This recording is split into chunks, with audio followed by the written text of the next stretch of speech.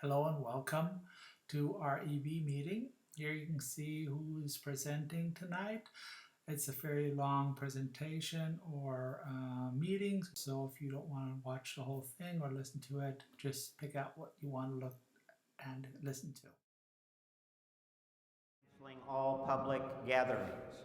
So again, we totally respect SMUD's concerns and conservative approach to community health. We miss the component of their presence. We will basically do a part of what they were planning for this meeting. And that is a series of videos we want to share with you that they got developed by middle school kids to promote electric vehicles. And those are really tomorrow's drivers, and it is their generation that electric vehicles and cleaner vehicles in general can help provide the kind of environment that each of us grew up with and took for granted as kids. I mean, the one kind of observation I would share with you as we get started is all of us, I suspect, have enjoyed going to the ocean and up to the mountains. And when we're there, we take that deep breath, and it's just a different experience because the air is clean. And we have forgotten, living in the valley and in most of our cities, the pollution that we're living within and absorbing every day. It doesn't have to be this way. And that's kind of the mission of Sacramento Electric Vehicle Association. I'd like to introduce our club president, Peter Mackin, for a few opening comments, a welcome, and then we'll start the videos of that youth production competition. All right, thank you. I guess first thing is I'd like to thank SMUD for providing the food, because this was supposed to be part of their event, but because they had to cancel, but we still get the food, so you can thank SMUD for that. I'd also like to thank the Auto Museum for providing this venue. It's fantastic, and two of the 3 cars that are on display. Here's what the next few minutes, 10 minutes or so will be. We have the 5 cash award-winning videos that we're going to be showing from this middle school production contest for promoting, a message promoting electric vehicles that SMUD sponsored. The order will be from 5th through 1st.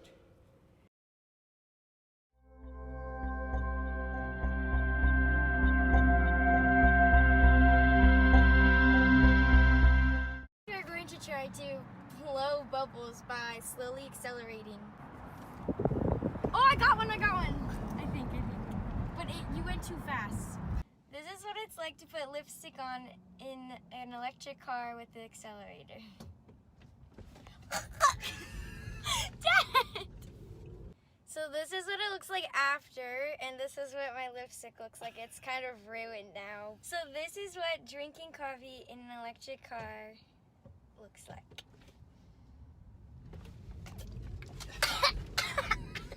This shows the energy of the battery. This is when we hit the accelerator really hard. Next, we have this nail polish, and I'm going to try and put it on without spilling it all over the car. Actually, I'm not going to do this thumb. This thumb is ugly. I hate this thumb. Nobody cares. It's an ugly thumb. Nobody cares. It's so short. This is the result of the acceleration while painting my nails. It was really messy, and it was really hard because of the instant torque. So next we're gonna try putting mascara on. No! Dad! Look at my print!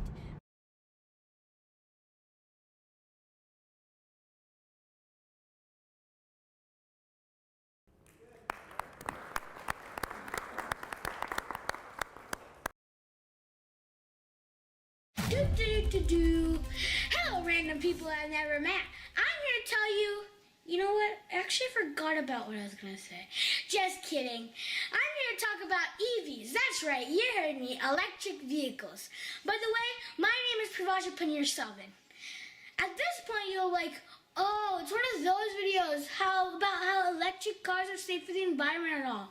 But let me stop you right there. I'm not here to talk about what benefits they have on the environment, but the benefits you can get from them. I'm talking about the money. Here are some benefits. Electricity is cheaper than gasoline.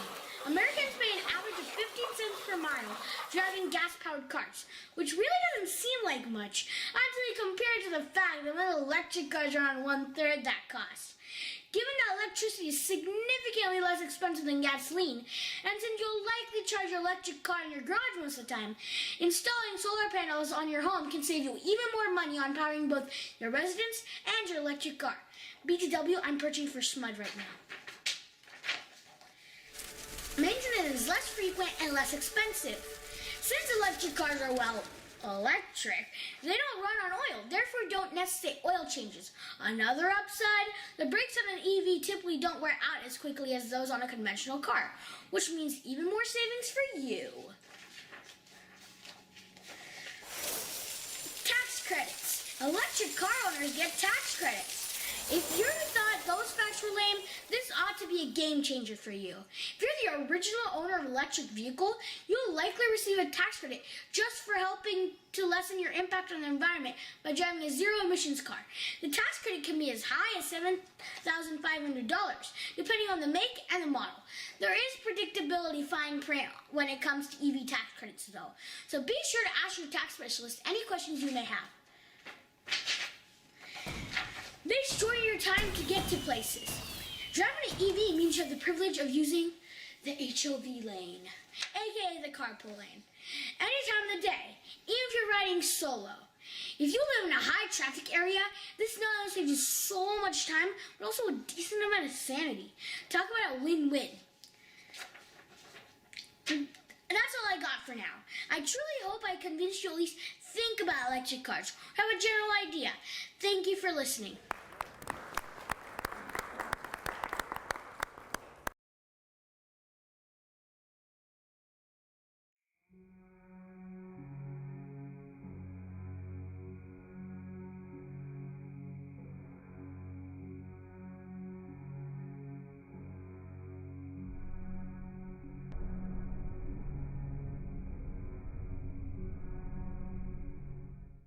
My gas car. It costs too much money, but it's bad for the environment.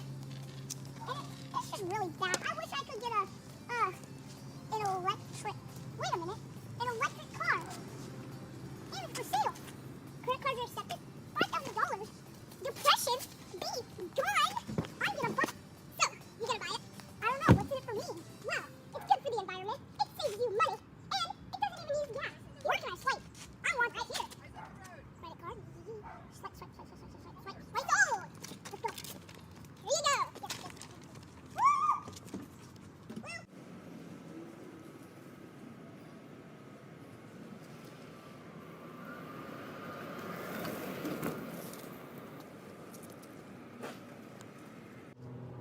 Man, this car is amazing.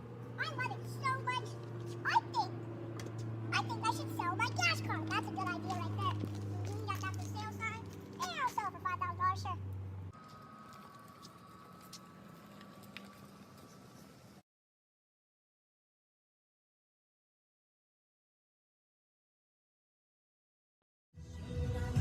Keep your eyes on the road. Eyes on the road.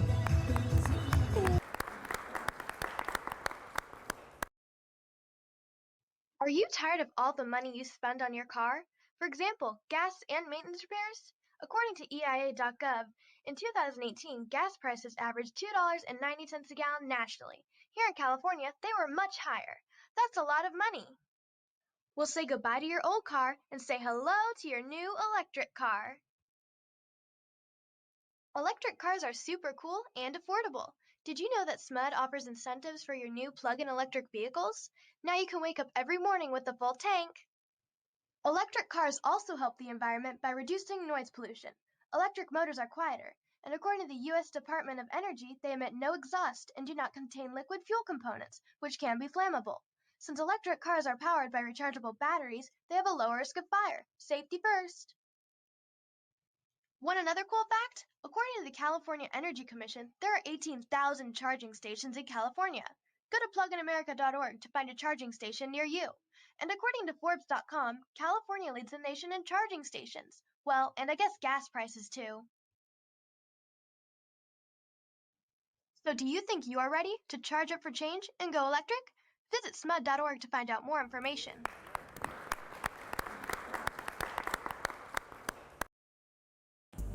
Ever since I got my new electric car, life's been great. I never have to wait in line like those guys at the gas station and fill my car with dinosaur juice. I just drive silently by. And I know what you're thinking. He's way too young to be driving. Why, yes. Yes, I am. Every day, we just plug in at home. And with SMUD's super cheap electricity rates from midnight to 6 a.m., specifically for EV owners, the cost of daily driving is only about 1/10 of driving a gas-powered car. And if you have solar on your roof, you can pat yourself on the back that your car is actually being powered by the sun. That means that you have 0 carbon emissions. Way to go, you super environmentalist, green, conscious, earth-loving human person, you. And I'm sure some of you are wondering, how far can I get on a single charge? Or what happens if I run out of battery? Well, the awesome thing is that many new EVs have a battery range of over 200 miles, which means you can go from Sacramento To the Bay Area. nice, huh? Oh, it's breezy. Or to Lake Tahoe, Oh my gosh, it's cold. And back again. all on a single charge. And if you do manage to run low on battery, there's a huge network of chargers and quick chargers. Hundreds, in fact, in Sacramento and the Bay Area. And guess what? Some of them are free. So in our estimation, with all these overwhelming positives, if you become an EV owner, that means that you have a large cerebral cortex, resulting in positive actions. Or in other words, you have a big brain. So why don't you take that big brain of yours and head on over to smud.org and click on the link to learn more about EVs. And while you're at it, go get yourself one. Good on you, mate.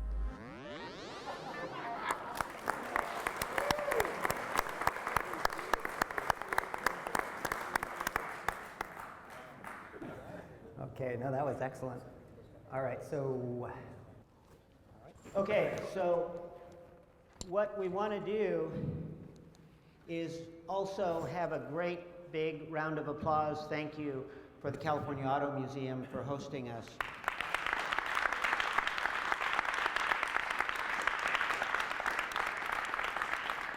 We are so fortunate to be able to use this venue as a courtesy, once a year. We're hoping to maybe do it more often, but again, this is our once a year freebie.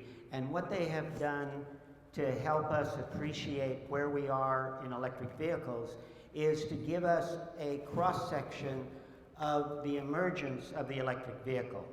And on our left there is one of the first mass-produced electric vehicles that was widely driven in the United States.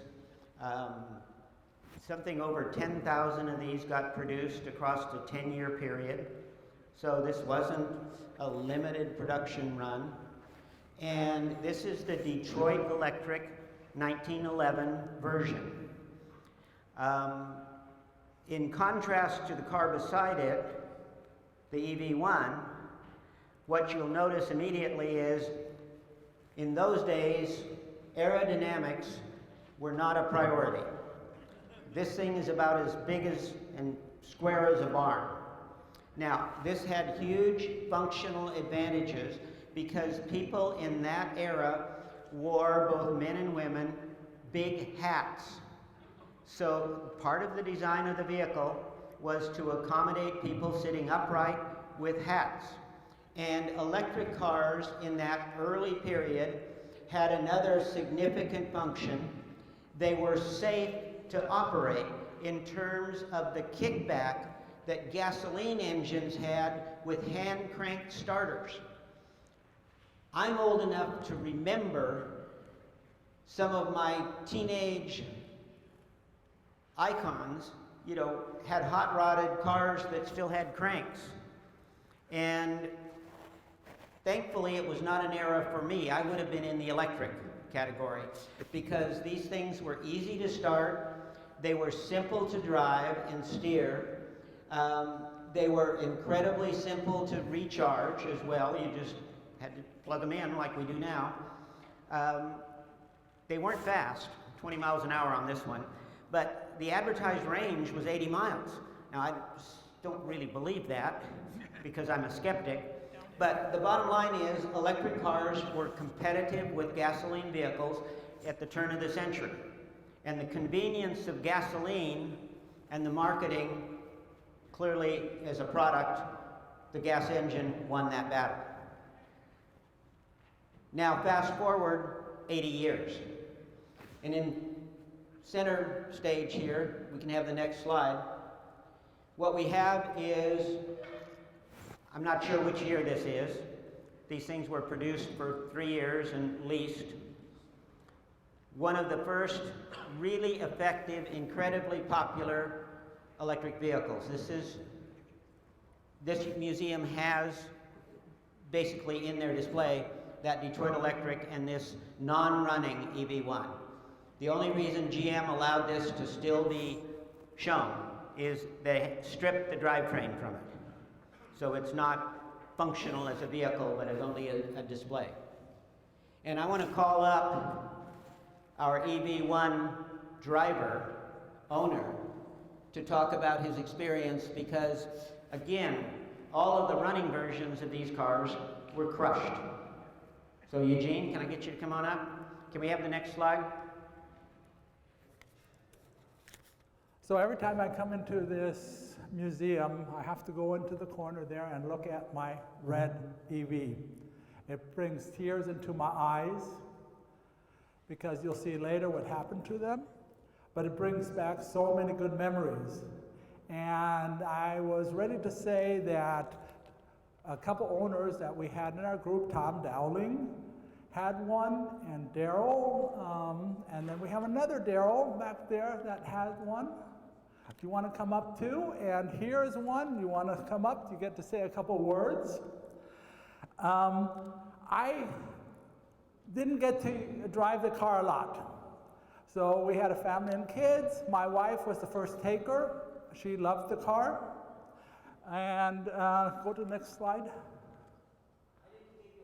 Oh, okay, he censored me again. But she chained herself to the car when it was supposed to be towed away. And it was for her an infanticide because GM had a wonderful child baby and just killed it. And here you can see what happened. I was at the protest down in Burbank and did the night shift, and we put a lot of pressure on it, and at least we saved a couple of the cars. So a couple comments from every other EV owner, EV1 owner. Yeah, well, just 2 or 3 words. So yeah, I had a 97 EV1, and I also had a 99 with a nickel metal. I actually went through 3 of them. The second one didn't work. It got me into electric cars, so I've driven pretty much nothing but electric since then. Yeah, my daughter got her into it. I'll share a picture sometime of her in that. Anyway, I love the car. One of the things I might add is that GM actually, in my view, spent a lot of money promoting it. It's unfortunate. I think the business climate wasn't right for the car, but it certainly got me hooked on EVs.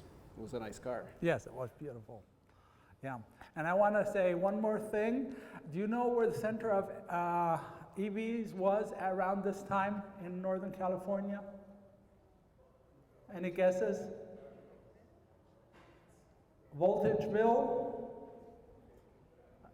It's Vacaville. We have about 70 chargers there. 20 quick chargers and over 50 regular chargers. That was the center of our Northern California EV group. I mean, there might have been something down in Santa Cruz or so, but up here we were very strong, and it was just unbelievable. Okay, thank you very much. And it was 2-year leases, you can get them. Do you want to say something back there? I think you got your car through a competition. You won? Did you won the lease through the competition? Well, with SMUD, I thought they had a competition, a 2-year lease. Okay.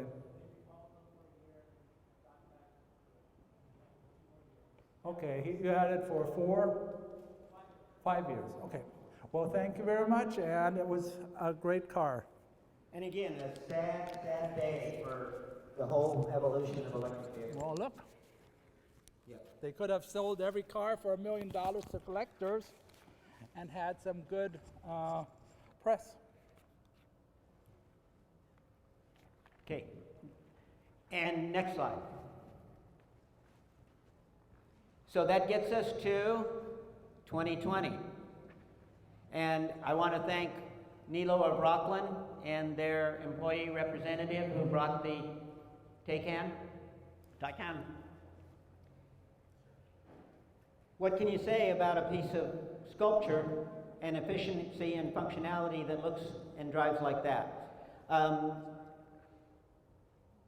I would be incredibly tempted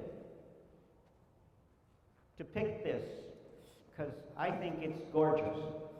And again, the specs on this, and this I think is actually correct for this version, 616 horsepower, 774 foot-pounds of torque, 0 to 60 in 2.6 seconds.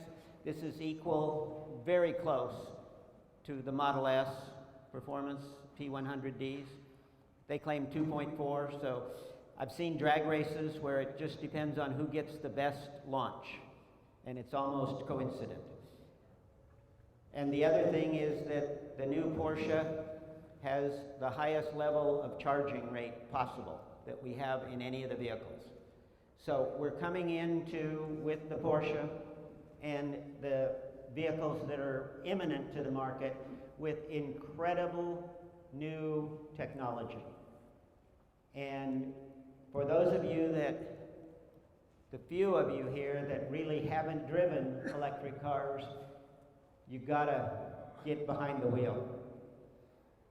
And if I could convince the person that brought that Porsche to maybe swap cars with me for tonight, I'd take that baby home. But again, thank you to Nilo of Rockland, and we really have 120 years now of electric vehicles on display, and we'll have time after the meeting for you to look over these vehicles more closely if you haven't already. Okay, so we're moving on. This finishes our SMUD-related introductory program. So hi everyone.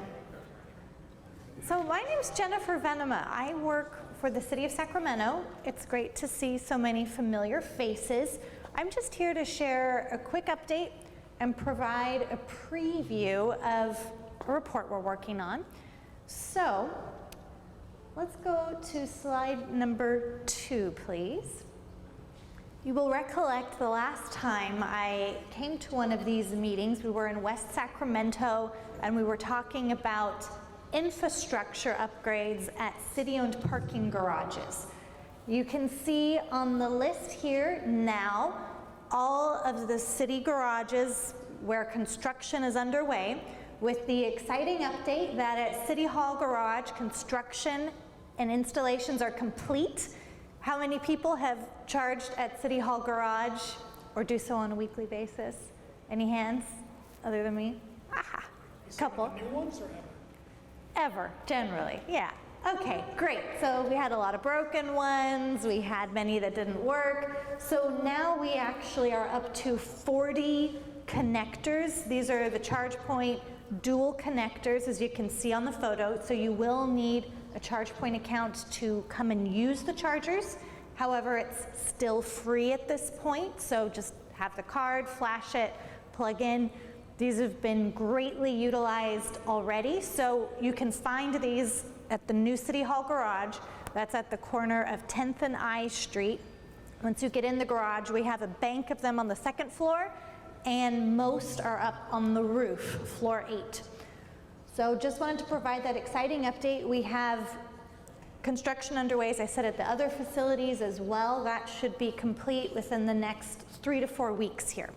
So we're very excited. That's almost doubling the charging capacity in our garages that are owned by the city. Yes, thank you. Where will the other 6 be located at Memorial? I believe that for Memorial, we're actually keeping them mostly on the first floor, close to where they're located currently. Yeah.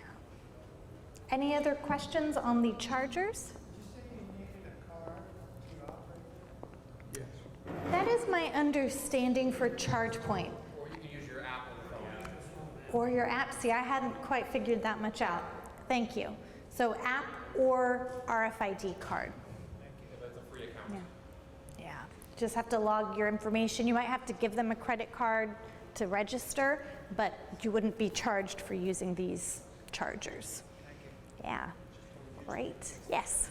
So is the Volkswagen settlement helping to fund any of this, or are there any future? No, not these chargers. So these we are able to fund with other incentives from the state of California through the California Energy Commission, the Cal EVIP program. And so that's available to property owners or folks putting in generally public or perhaps even fleet level 2 chargers.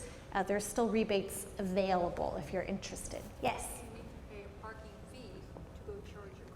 You do in the parking garages, yes. Yeah. For our monthly customers, we do offer 50% monthly discount if you drive an EV.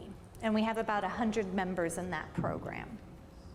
Last time we were here, we were discussing updates to the program, and so that is an effort that will be moving forward this year. We had some good meetings in the fall. We heard from folks through this group, through stakeholders, and we are refining those recommendations, looking at how to revise incentives and to better incentivize new adoption. And so that's something we'll be working on through this year. Our goal is to have a policy meeting and an update in the spring. So probably within the next 2 months or so, to take recommendations to City Council by August of this year.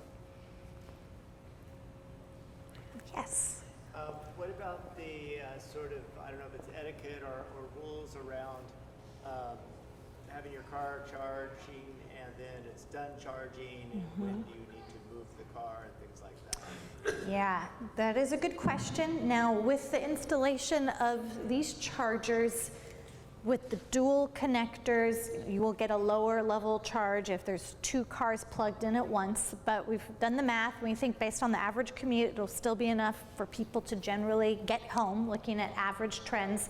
In terms of the etiquette, right now most of these spaces are posted and enforced for 4-hour to 5-hour time limits. We have some spaces that are just 2-hour time limits.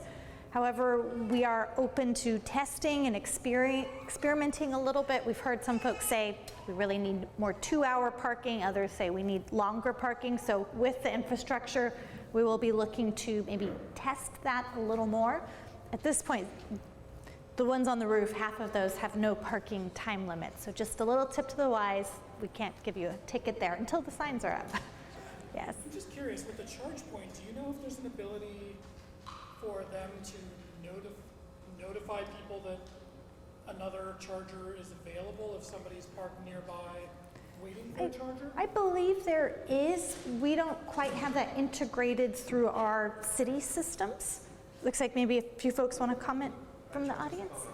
ChargePoint does have that capability, and it's really handy in the app. I mean, you can, when you aren't plugged in, you can find out exactly where you're at. You can find available chargers and so on. I think the important part would be for you all to be working with ChargePoint to make sure that those services are available through the app. Yeah. That's so available through the ChargePoint app at this time, and more work to be done to figure out if there's a way to share that otherwise. Okay. At the moment, they're free.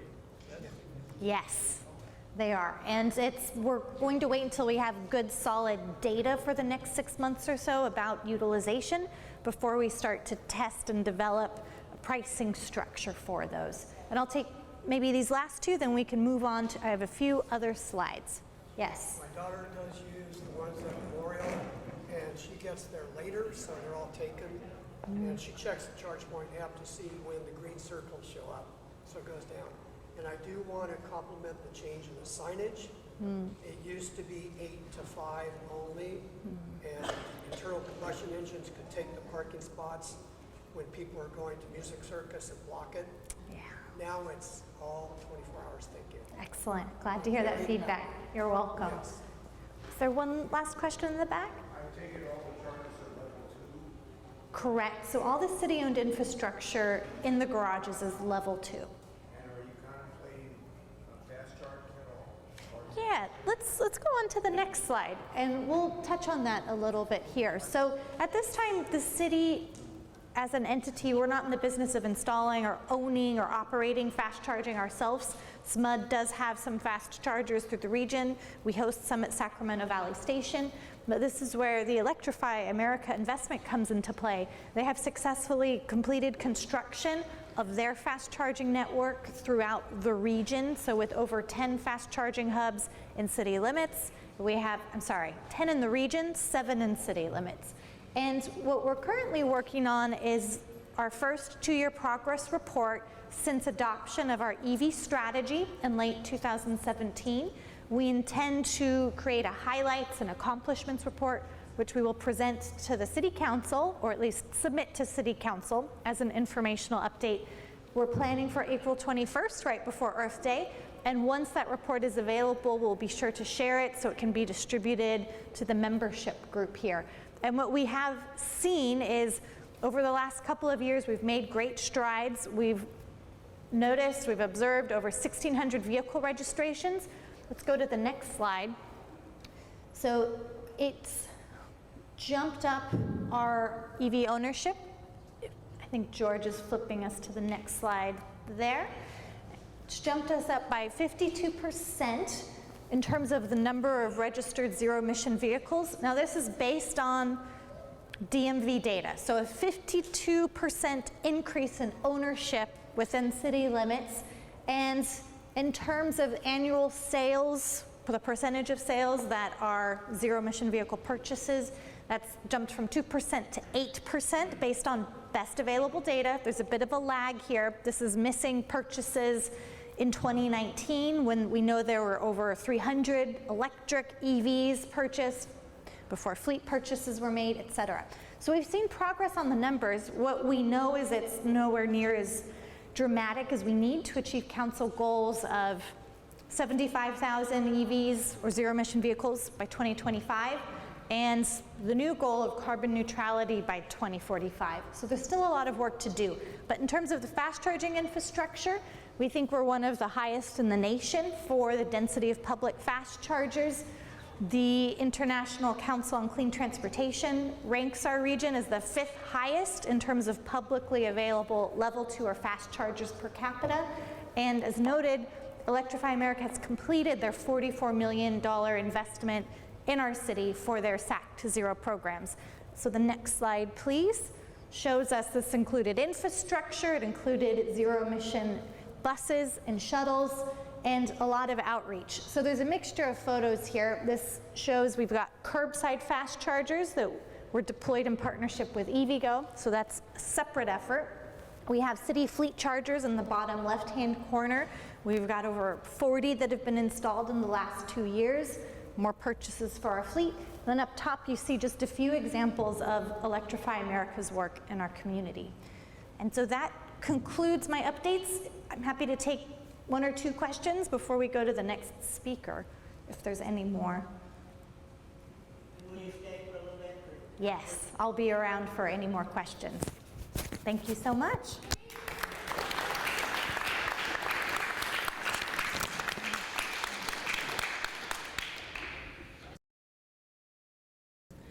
Hi, everybody.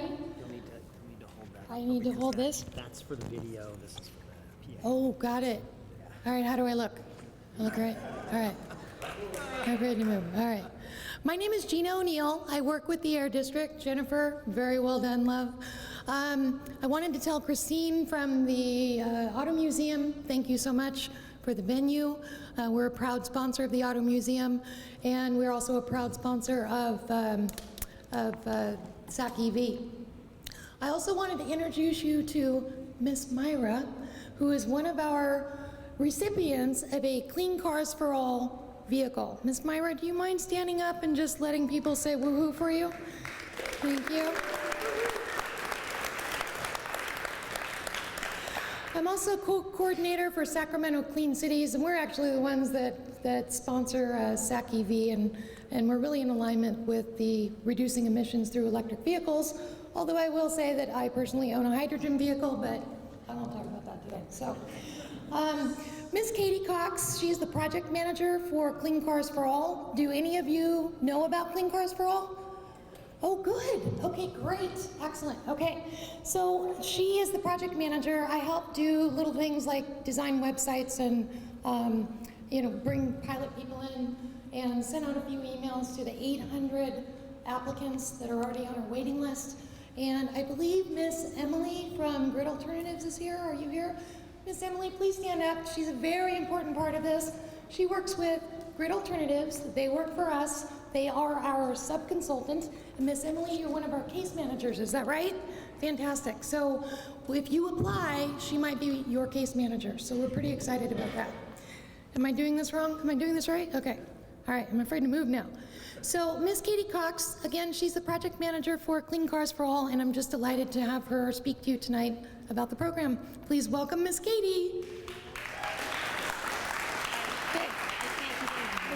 No worries. Let's put this here for you. You talk into that one? Somebody help me. I don't know what to do. Does this go in here? I think, yeah. Will it go there? No, maybe not. Okay. You can just hold it. Okay, got it. And then this, you can just set that there and then just put that. Oh, yeah. All right. Oh. You go, girl. So I need both? Yes. One's for the video, one's for the... Yeah. I see. Thank you. And anyone who's interested in a flyer, have them raise their hand. I'll hand them up. Thank you for the introduction, Gina. And thank you to SacEV. In my work at Breathe, California, everyone here was so great to volunteer and bring vehicles when we would do ride and drive. So thank you from my past life, and I'm excited to talk to you guys tonight. This is going to be an overview. By the time we launch this, which we anticipate to do in spring of this year, some of the program elements might change, and there are some things that I'll cover just sort of broadly because we haven't pinned down exactly how they'll pan out once we launch. So this is the Clean Cars for All program. It's Sac Metro Air District's Clean Mobility Program, and it's for income qualified residents. And next slide. A little louder, please. I will do my best, thank you. And remind me if I get quiet again through the presentation.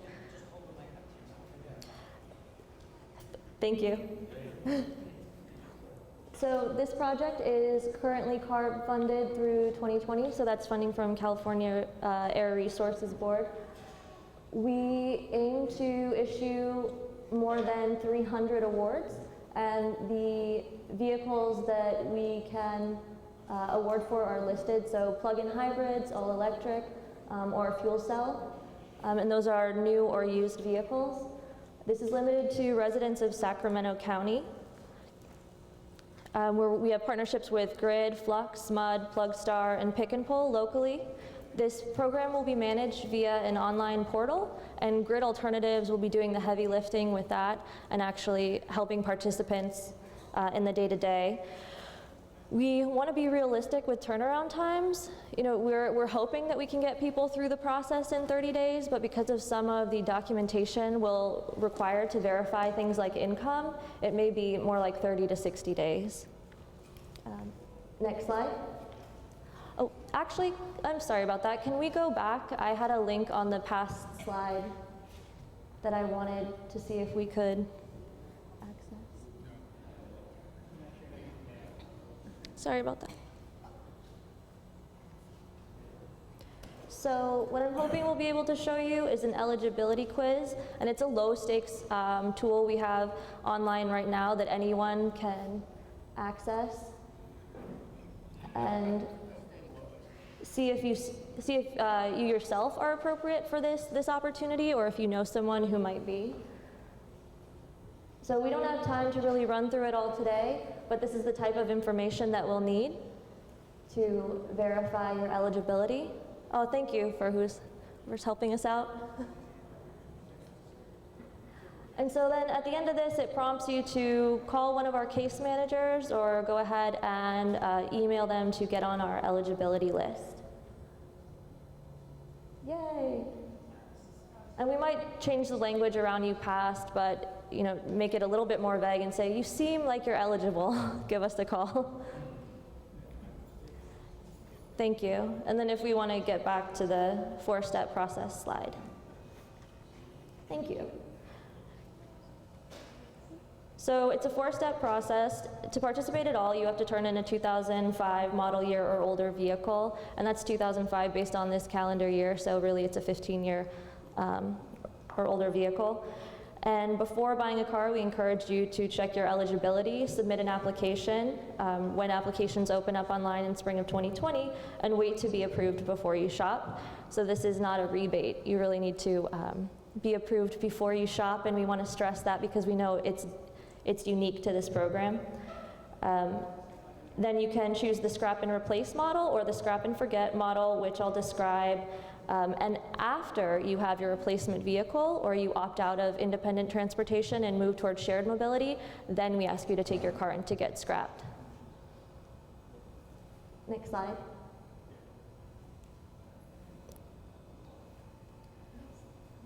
Thanks. No, it's okay. So this is a funding matrix, and it's a great thing to take a photo of because it does have a lot of detail on it. We don't have it available online right now, so this is sort of a preview. CARB has a very similar funding matrix on their Clean Cars for All General website.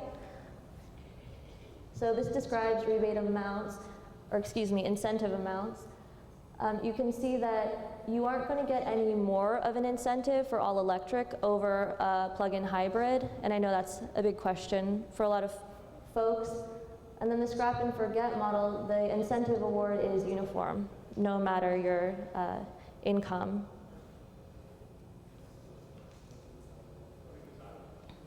So next slide, and we'll talk about vehicle replacement options. So we have scrap and replace, and that's a grant award amount of up to $9,500, again, for the purchase of a new vehicle.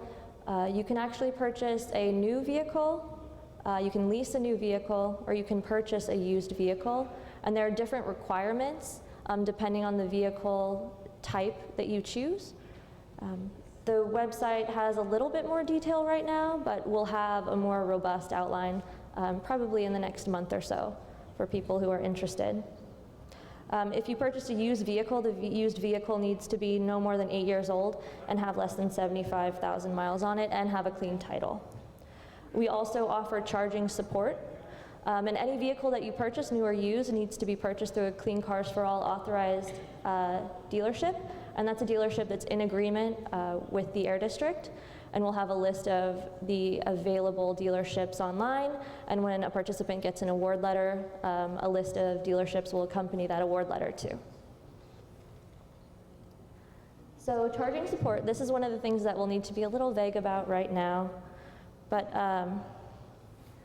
we are able to reimburse up to $2,000 per participant towards a variety of charging support options, increasing your overall award amount. We haven't solidified all of our partnerships yet, so we're going to see what we'll have available for people in terms of charging support, if that's hard installation, if that's something that couples with what SMUD is able to offer people in terms of charging, if it's additional cords for charging, or if it's an EVgo pass or a ChargePoint pass, something like that. So we also have our scrap and forget option, and this allows a participant to go car-free. And again, we're still working out the details on this piece. We're trying to get kind of the most value per participant, and we're seeing what local agencies, transportation providers are able to contribute to support our efforts and grow the value of what we're able to give folks who opt out of owning a vehicle privately.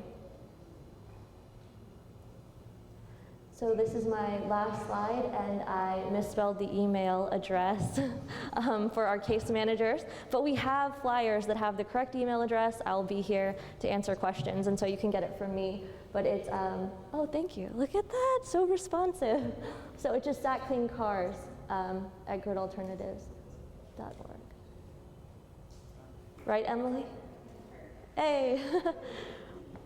And I'm not sure where we are on time, but I might be able to take a question or two in the back.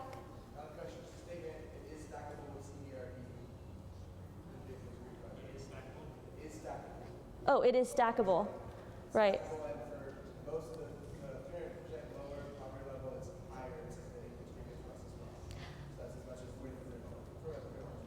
Yeah, we have a great level of stackability with the program, which is nice. Yeah, so it's a great complement. If you're getting a new vehicle, the tax rebate still applies. If you're leasing a new vehicle, your tax rebate would still apply. What are the cutoff points for income? So that's measured in a percentage of like... Not percentage, dollars. I would go to the eligibility quiz, because if we jump back to that, I don't know if we have time today, but that's something where you can enter in your household size, and we'll actually let you know based on that if you qualify. So for example, if you're a household size of 4,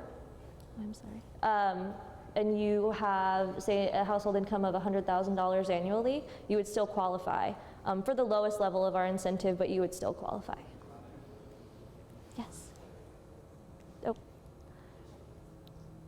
Sure, Gina. If you live in, if I live in West Sacramento, can I apply? Sac County. Right now it's restricted to Sac County. Your residence and your registration need to match. So I'll go to the back, and then you, and then I saw a hand over here.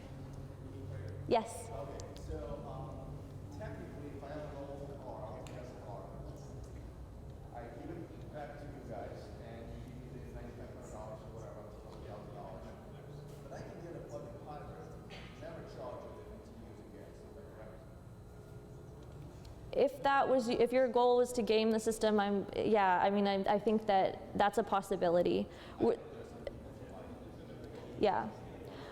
I will say the Sac Metro Air District is even more restrictive than some of the other Clean Cars for All operations that are running statewide, and that we don't allow traditional or conventional hybrids. And so I feel like, you know, we're proud of the stance that we've taken to kind of tighten the reins a little bit, but it still is for us about accessibility and getting those more polluting vehicles off the road. So, but thank you. Yes. So you could use this, I guess, to completely buy the car if it's below that, whatever that $9,500. Yes. Yeah. It would be totally free then. It would be totally free, and so we have an arrangement with our dealerships where your voucher letter, they can confirm it through an online portal, and then it's sort of as good as cash for your down payment. So if your tax, title, license fees, down payment would leave you with no payment, then right, we could cover that cost fully. Yeah. One more question. Is the website also then just Sac Clean Cars without the 4 all? Yes.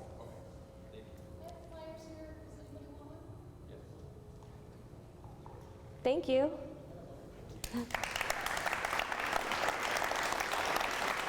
Oops. Okay, we're running slightly over, my apologies, but Ryan's going to be enlightening us on regional fast charging. Ryan is actually a full-time employee of Tesla, but he will be speaking beyond the Tesla minimal focus.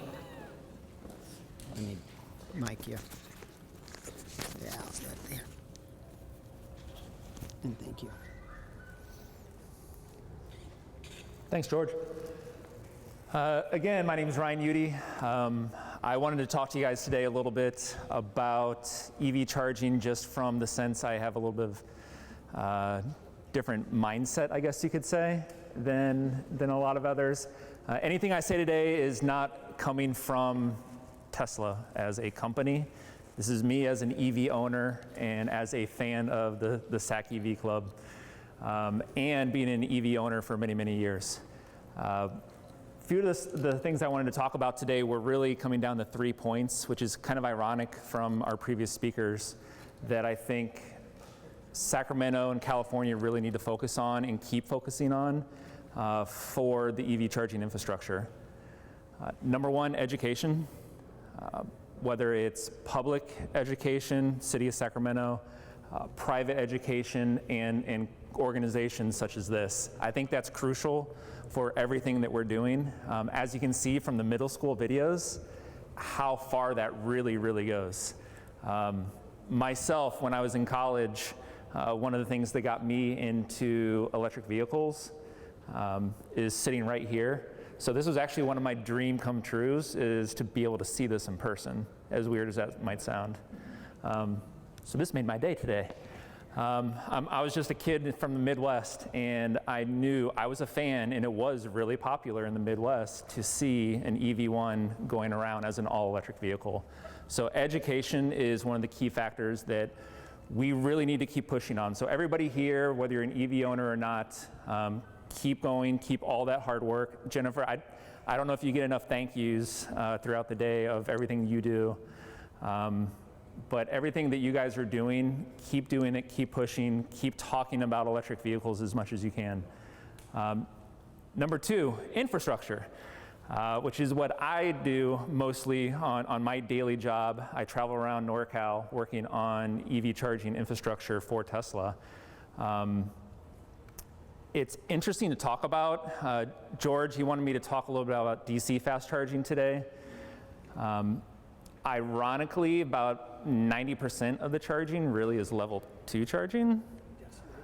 And about 10% of the charging really is DC fast charging, which I don't know if everybody really grasps that. Even myself at home, I plug into my dryer outlet at home in the garage and I charge overnight.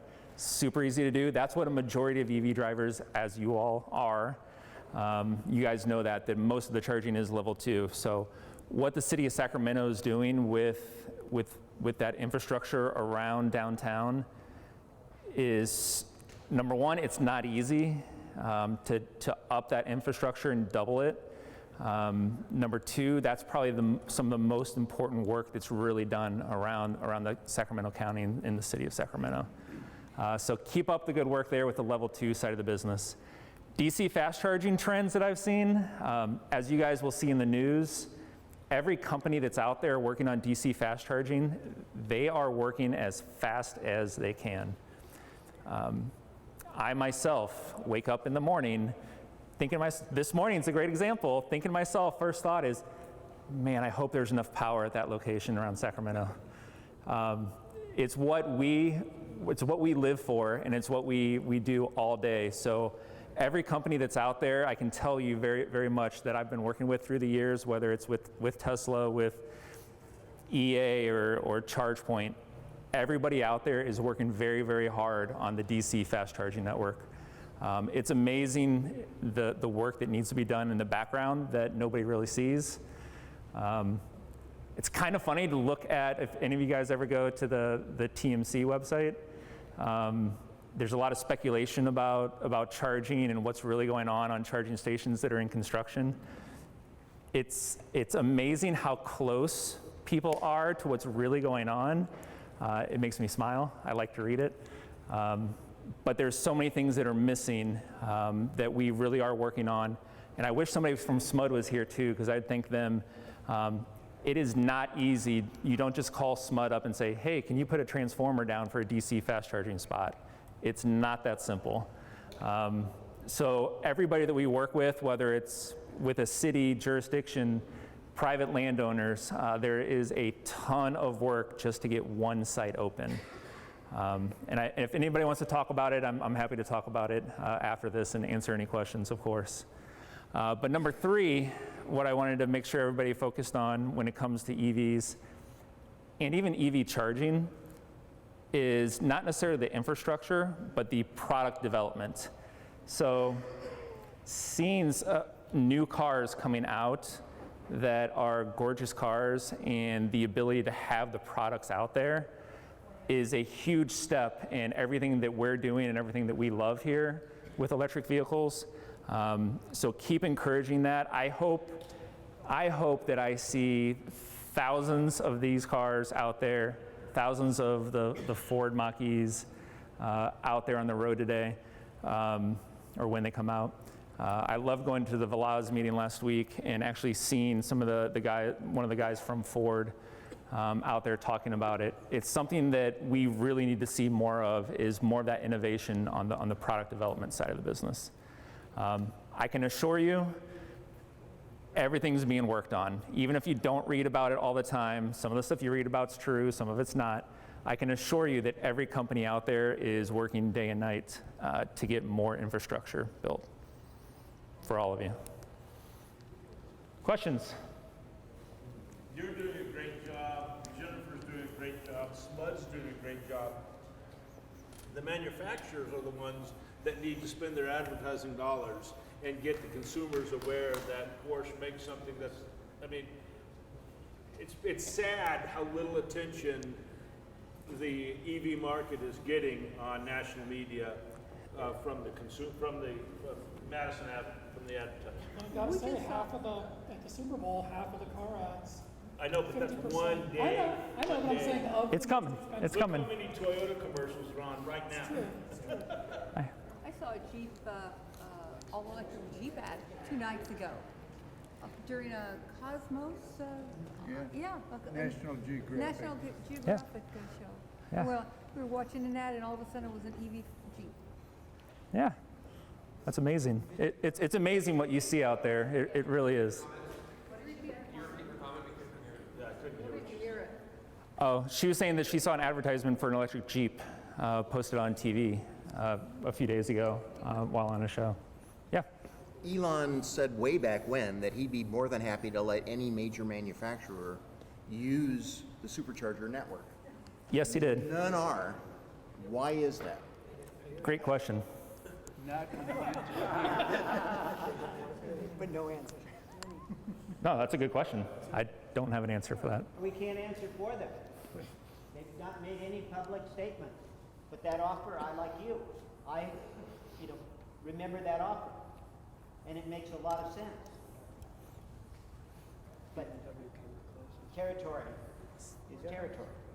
So I have a question. When I'm charging up my Tesla, a lot of times it's in shopping malls, places near businesses, and I'm wondering, has it worked out well for people that have said, yeah, go ahead and put those Tesla chargers in? Are they, a lot of times I know I'll go walk over and get a hamburger or something while my car is charging. Has it generally worked out well for the folks that have decided to go ahead and take that jump and do it?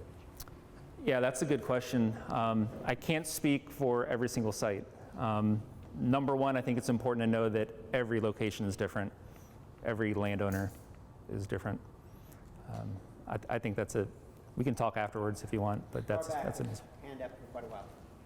Are the economics of DC fast charging sites compelling the use of stationary batteries in the infrastructure? I would love to have stationary batteries at the site. Yes, I would love to. Are the economics favorable to that? There's a lot of factors in that, so that's not an easy answer. It depends. Yeah. So I just wanted to say, Louder. I just wanted to say, in my experience, I don't own a Tesla. I have the other kind of charger, and I was in Vacaville and I had like 6 miles left, and I went to a charge point and I called them and said, hey, I used this last month. Why is it not working now? She said, oh, it went private. And she said, and I told her, I said, I have 6 miles left. I have to get back to Sacramento. And she said, you know what? Hold on. And she did this whole triage thing in the computer. And she said, the closest charger to you, now it's not a charge point, but it's around the corner. And she gave me the actual location. And I went to that charger. It was free. It was a level 2, plugged my car in and charged it. So I'm just saying that to say that what she did really gave me more faith and hope just in charging in general, because it sounded to me like from her, they knew where a lot of the public chargers were, even if they weren't charge point, and they would direct you to it. Yeah, and that's super important, I think, when we're talking about charging infrastructure. And that's actually, so what you're talking about is one of the reasons why Jennifer does what? The chair should have that. Not always, so that's a private company, but that's one of the reasons why I feel like cities and jurisdictions are they've been there for a while where they have that level 2 capability, but now they're realizing, there's a lot of people that are realizing the increase that's needed because of a lot of the EV adoption that's happening, like yourself.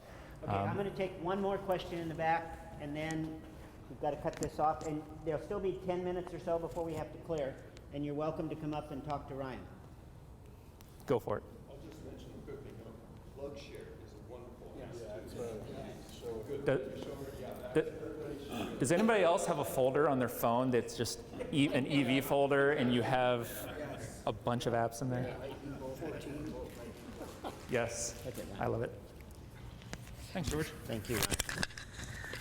Can I bring up my technical assistant and give him a round of applause? And he wants to take 90 seconds, and I'm going to time him. Okay. So I'm Daniel with the Vehicle Reading Project, and I just wanted to put a feeler out there. We're trying to work on partnerships with K-12 and universities to get in front of staff, faculty, even students, but just to get more information out. Like Ryan said, his first #1 thing is get information out. So if anyone happens to know someone or have some connection to a K-12 school district, teacher association, maybe they're a teacher themselves, or with the university, please come talk to me afterwards. No pressure, but would love to connect. Again, thank you. A round of applause. And a last round of applause for both SMUD for the food and the Auto Museum. Come on, everybody. And thank you for your patience.